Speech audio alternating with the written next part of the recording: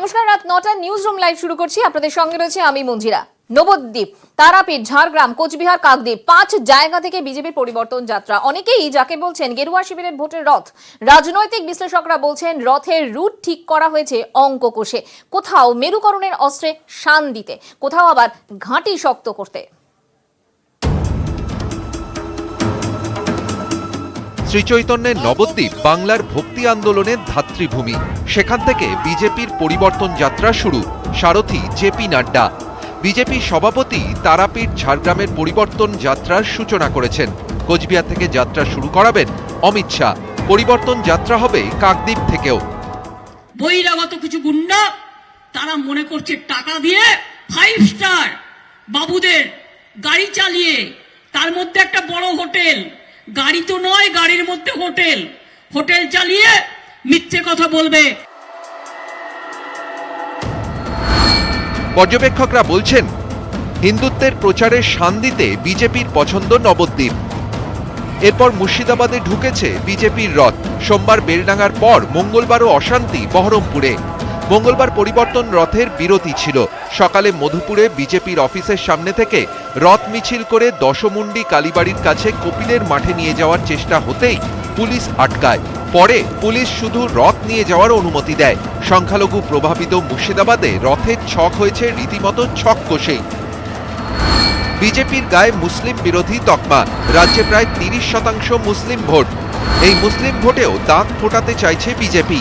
সেই ছকেই মুর্শিদাবাদ জেলায় পরিবর্তন যাত্রার রুট। মঙ্গলবার তারাপীঠে রথযাত্রার সূচনা করেন নাড্ডাই। কৃত্রিম ঘাস দিয়ে তৈরি কার্পেট পাতা রয়েছে, সুসজ্জিত যে সোফা রয়েছে, চেয়ার রয়েছে, যেখানে বিজেপির কার্যকর্তা থাকবেন এবং একেবারে ঝাঁ চকচকে। ভেতরে এলে বোঝাই যাচ্ছে না যে এত সুসজ্জিত রথ। এবং এই রথে যেহেতু দীর্ঘদিন ধরে রথ বিভিন্ন জায়গায় ঘুরবে, ফলে রথে কিন্তু দেখা যাচ্ছে যে এখানে বিশেষ যে বাথরুম, সেই বাথরুমের ব্যবস্থা রয়েছে। রাজ্যের অন্যতম তীর্থক্ষেত্র তারাপীঠ থেকে রথযাত্রার শুরুর ছকও হিন্দুত্বের অঙ্কেই। রথে সাওয়ার হয়েই বীরভূমের মাটি পেতে চাইছে বিজেপি। লোকসভা ভোটে ঝাড়গ্রাম সহ পশ্চিমাঞ্চলের অন্য জেলাগুলিতে একচ্ছত্র দাপট গেরুয়া শিবিরের। সেই শক্তিকে আরও শক্তিশালী করতে ঝাড়গ্রাম থেকেই তাই পরিবর্তন যাত্রার সূচনা। যেটা দেখা যাচ্ছে যে এর আগেও একাধিক জায়গা থেকে, একাধিক গুরুত্বপূর্ণ জায়গা থেকে বিধানসভা নির্বাচনের আগে পরিবর্তনের রথযাত্রা ডাক দিয়েছিলেন জেপি নাড্ডা। এবং আজকে জঙ্গলমহল থেকে, যা রাজনৈতিকভাবে অত্যন্ত তাৎপর্যপূর্ণ, সেখান থেকে এবারে পরিবর্তনের রথযাত্রার সূচনা করছেন বিজেপির সর্বভারতীয় সভাপতি জেপি নাড্ডা। কোচবিহার সহ উত্তরবঙ্গের জেলাগুলিতেও লোকসভা ভোটে পদ্মের একতরফা দাপট। জমি ফেরাতে নেমেছেন স্বয়ং তৃণমূল নেত্রী। সাফল্যকে ধরে রাখতে বিজেপির হাতিয়ার পরিবর্তন যাত্রা। কোচবিহার থেকে সূচনা করবেন অমিত শাহ। লোকসভা ভোটে মথুরাপুর ছিল বিজেপির টার্গেট। কাকদ্বীপ মথুরাপুর লোকসভা কেন্দ্রেই। মথুরাপুরে হেরে গেলেও তপশিলি জাতির ভোটের অন্যতম ঘাঁটিতে তৃণমূলের জয়ের ব্যবধান কমেছে প্রায় 65,000। ওই এলাকা এখনো বিজেপির অন্যতম টার্গেট। মাথা ঘামিয়ে ভোটের অঙ্ক কষেই ছুটছে বিজেপির পরিবর্তন যাত্রা। নিউজ 18 বাংলা। মালদা, মুর্শিদাবাদের সব কটা আসন চাই, দলের কর্মীদের নির্দেশ মমতা বন্দ্যোপাধ্যায়ের। ভোটারদের প্রতি বার্তা, বাম কংগ্রেস পারবে না, বিজেপিকে হারাতে পারে শুধু তৃণমূলই। বাংলার সরকার করতে মুর্শিদাবাদ জেলার রোল অনেক বড় রোল। মুর্শিদাবাদ, মালদা জেলা, এবারে কিন্তু প্রত্যেকটা সিট আমাদের চাই। 21-এর ভোটে তৃণমূলের পাখির চোখ মালদা, মুর্শিদাবাদ। বহরমপুরের ময়দানে দাঁড়িয়ে তৃণমূল নেত্রী নিজেই স্পষ্ট করলেন সে কথা। গত নির্বাচনে মুর্শিদাবাদের মানুষ আপনারা কিন্তু 3টে লোকসভা সিটের মধ্যে 2টো লোকসভা সিট আমাদের উপহার দিয়েছেন। আগামী দিনে আমাদের গভর্নমেন্ট তৈরি হবে আপনাদের ভোটে। বাংলার সরকার করতে মুর্শিদাবাদ জেলার রোল অনেক বড় রোল। মুর্শিদাবাদ, মালদা জেলা, এবারে কিন্তু প্রত্যেকটা সিট আমাদের চাই। সংখ্যালঘু অধ্যুষিত এই দুই জেলায় তৃণমূলের দুশ্চিন্তা বাম কংগ্রেস জোটকে নিয়ে। সেটা মাথায় রেখেই কৌশলী বার্তা মমতা বন্দ্যোপাধ্যায়ের। কংগ্রেস জেতবার জন্য বড় বড় কথা বলবে, বিজেপি কে লড়তে পারে না, লড়ে না। সিপিএম ও বিজেপির বড় বন্ধু, তা নাহলে মইনুল হাসানরা কেন আমাদের দলে আসবে? তাই বিজেপি কে সিপিএম লড়তে পারবে না, কংগ্রেস লড়তে পারবে না। বিজেপি কে লড়ে বাংলায় সরকার গঠন করে তৃণমূল কংগ্রেস মা মাটি মানুষকে উৎসর্গ করবে, মা ভাই বোনদের উদ্দেশ্যে উৎসর্গ করবে। মুর্শিদাবাদে মুসলিম ভোট 60%-এর বেশি, মালদায় প্রায় 51%। দুই জেলাতেই তৃণমূলের মাথা ব্যথা মিমকে নিয়েও। শাসক দলের আশঙ্কা তারা ভাগ বসাতে পারে সংখ্যালঘু ভোটে। সাম্প্রদায়িকতার জিগির শুনে দেবেন না। বিজেপি আবার কিছু কিছু মুসলিম অর্গানাইজেশনকে সাম্প্রদায়িকতার জিগির তুলে টাকা দিয়ে পাঠিয়ে দেয় অশান্তি করবার জন্য। 2016 বিধানসভা এবং 2019 লোকসভা দুই ভোটেই মালদা থেকে খালি হাতে ফেরে তৃণমূল। লোকসভা ভোটের ফলে নিরিখে মুর্শিদাবাদের 22টি বিধানসভা আসনের মধ্যে তৃণমূল 16টিতে এগিয়ে থাকলেও অনেকেই মনে করছেন 21 ভোটে ঘাসফুলকে বেকায়দায় ফেলতে পারে মিম। রাজনৈতিক পর্যবেক্ষকদের একাংশের মতে শুভেন্দু রাজীব দল ছাড়ার পরে নীলবাড়ি দখলে রাখতে মুর্শিদাবাদ মালদায় তৃণমূলকে ভালো ফল করতেই হবে। এদিন নেত্রের ভাষণেও সেই বার্তা স্পষ্ট। সাম্প্রদায়িক শক্তিকে দূরে সরিয়ে কংগ্রেস, সিপিএম এবং মিমের বিরুদ্ধে একজোট লড়াই করলে এই জেলা থেকে যে আরো বেশি সংখ্যক আসন তুলে নেওয়া সম্ভব, সে বিষয়ে আরো একবার দলীয় কর্মীদেরকে জানিয়ে গেলেন মমতা বন্দ্যোপাধ্যায়। ক্যামেরা সৌমেন দাসের সঙ্গে আবির ঘোষাল ও প্রণব বন্দ্যোপাধ্যায়, নিউজ 18 বাংলা, বহরমপুর। বাংলার রাজনীতিতে বহিরাগত কে? 21 রাজনীতিতে তুঙ্গে তরজা, একদিকে মমতা বন্দ্যোপাধ্যায়, অন্যদিকে জগৎ প্রকাশ নাড্ডা।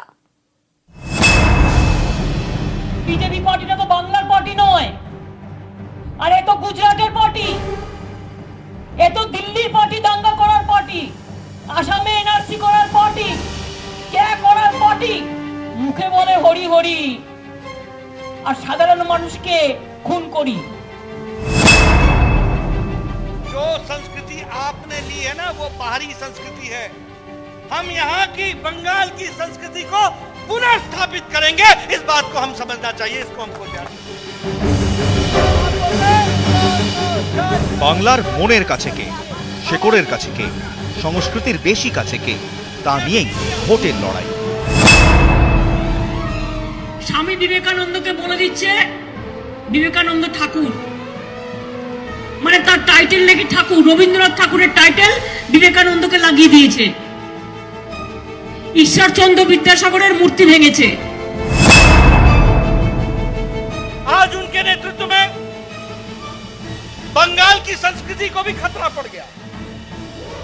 जो बंगाल संस्कृति के लिए जाना जाता था, जो बंगाल विकास के लिए जाना जाता था, जो बंगाल देश को दृष्टि और दिशा देने वाला बंगाल था, बाहरी और भीतरी का झगड़ा करने का काम, भाई को भाई से लड़ाने का काम और लोगों को शोषण के द्वारा भ्रष्टाचार से शोषित रखने का काम, ये ममता जी की सरकार ने पकड़ा। আজ তারাপীঠের এই সভামঞ্চ থেকে পাল্টা তৃণমূল কংগ্রেসকেই বহিরাগত বলে আক্রমণ করলেন বিজেপির সর্বভারতীয় সভাপতি জেপি নাড্ডা। চারটা নাড্ডা ফাড্ডা ভাড্ডা গাড্ডা সব চলে আসছে একটা করে, আর তারা একা প্রোগ্রাম করবে আর কেউ করবে না। संस्कृति के नाम लेना हो तो ममता जी ने मेरे नाम के साथ साथ विशेषण जोड़ दिए। ये बंगाल की संस्कृति है क्या? আরে তোর বাপকে গিয়ে বল বাড়ি 5 কিলোমিটারের মধ্যে দাঁড়িয়ে আছে, যা করার আয় আয় আয়, হিম্মত আছে, হিম্মত আছে। सुधेंदु के पूज्य पिताजी के लिए जो शब्द बोले वो बंगाल को कलंकित करता है, दुख की बात है। আমরা বাংলা শাসন বাংলার মানুষ করবে, বাংলা শাসন গুজরাট থেকে হয়েছে হবে না।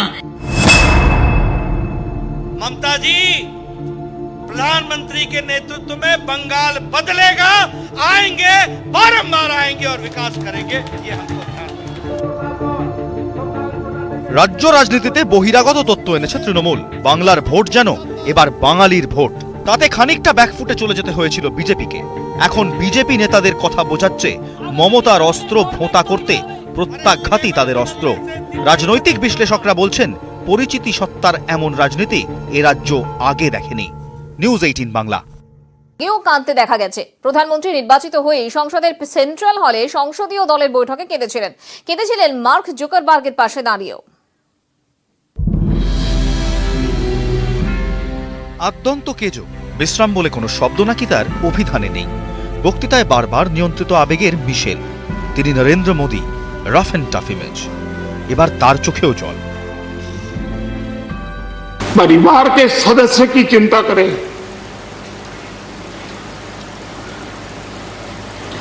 वैसी चिंता অবশ্য এবারই প্রথম নয়। 21শে মে 2014 সংসদে ঢোকার মুখে হাঁটু গেড়ে বসে পড়েন নরেন্দ্র মোদী। চোখে মুখে চকচক করছে আবেগ। তার কঠোর ভাবমূর্তির সঙ্গে বিলকুল বেমানান। আবেগ ফেটে বেরোলো বিজেপি সংসদীয় দলের বৈঠকে। দলনেতা নির্বাচিত হলেন, মানে দেশের পরবর্তী প্রধানমন্ত্রী। ভাষণ দেওয়ার সময় কান্না বুঝে এলো গলা। আবেগ সামলাতে ভাষণ থামিয়ে মুখ নিচু করে কয়েক সেকেন্ড দাঁড়িয়ে রইলেন।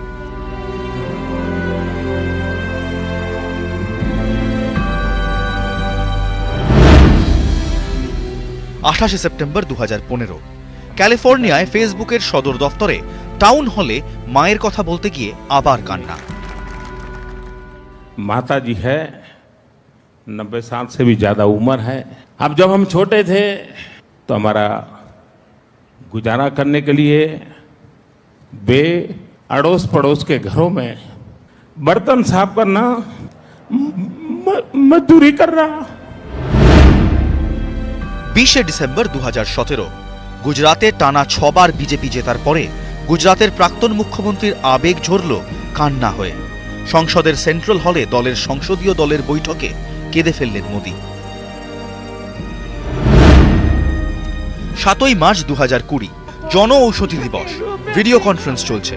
প্রধানমন্ত্রীকে ঈশ্বরের সঙ্গে তুলনা করে কেঁদে ফেললেন উত্তরাখণ্ডের দীপা শাহ। চোখে জল মোদীরও। লাইভে সে ছবির সাক্ষী রইল গোটা দেশ।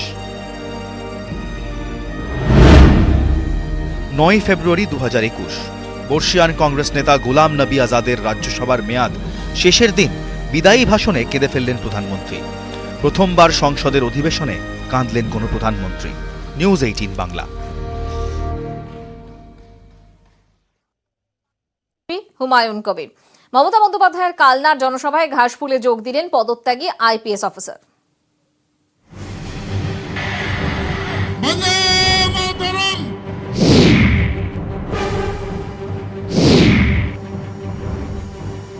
যাবতীয় জল্পনার অবসান। স্ত্রীর পথে হেঁটেই তৃণমূল কংগ্রেসে যোগ দিলেন পদত্যাগী আইপিএস হুমায়ুন কবির। আমাদের যে মুখ্যমন্ত্রী তিনি আবার ক্ষমতায় আসবেন, এটা আমাদের দৃঢ় বিশ্বাস। আমরা সবাই আজকে অঙ্গীকার করছি, আমরা মমতা বন্দ্যোপাধ্যায়ের সঙ্গে রয়েছি। অবসরের 3 মাস আগে আচমকাই ইস্তফা। সেই সময় চন্দননগরের কমিশনারের পদ সামলাচ্ছিলেন তিনি। কিছুদিন আগেই তাঁর স্ত্রী অনিন্দিতা কবির তৃণমূলে যোগ দিয়েছেন। ভোটের মুখে স্বাভাবিকভাবেই হুমায়ুনের চাকরি ছাড়ার পর জল্পনা তৈরি হয় ভারতী ঘোষের মতো তিনিও রাজনীতিতে প্রবেশ করবেন। 2003 সালের ব্যাচের আইপিএস হুমায়ুন কবির পুলিশ জীবনে রীতিমতো দাপটের সঙ্গে বিভিন্ন দায়িত্ব পালন করেছেন। কর্মজীবনে কাজ করেছেন একাধিক জায়গায়। মুর্শিদাবাদে পুলিশ সুপার পদ সামলেছেন। তখনই তাঁকে বদলি করা হয় ব্যারাকপুর কমিশনারেটের ডিসি সদর পদে। এরপরে হুমায়ুন চন্দননগরের কমিশনারেটের পুলিশ কমিশনার পদে যোগ দেন। 2008-9 সালে লালগড় যখন অশান্ত, সেই সময় টিম নিয়ে অভিযানে যান হুমায়ুন। যুব ভারতী ক্রীড়াঙ্গন থেকে কুখ্যাত দুষ্কৃতী হাতকাটা দিলীপকে গ্রেফতার করেছিলেন তিনি। এই হেন হুমায়ুন অবসরের সামান্য কিছুদিন আগেই ইস্তফা দেন। আর উর্দি খুলেই এদিন সরাসরি শাসক দলে। এত হাজার হাজার লোক মমতা বন্দ্যোপাধ্যায়ের মুখের দিকে তাকিয়ে রয়েছে তার বক্তৃতা শোনার জন্য। সেখানে আমার কিছু বলাটা দৃশ্যতা, আমি বলিনি। আমি একটু খালি নমস্কার জানানো, সাক্ষী নিয়ে একটা প্রতিজ্ঞা করার পালা ছিল, সেটুকু আমি করেছি। প্রাক্তন মুখ্যমন্ত্রী বুদ্ধদেব ভট্টাচার্যের অত্যন্ত ঘনিষ্ঠ বলে পরিচিত ছিলেন হুমায়ুন। সেই হুমায়ুন ভোটবঙ্গে সরাসরি শাসক দলে। অর্পিতা হাজরা ও সৌজন মণ্ডল, নিউজ 18 বাংলা।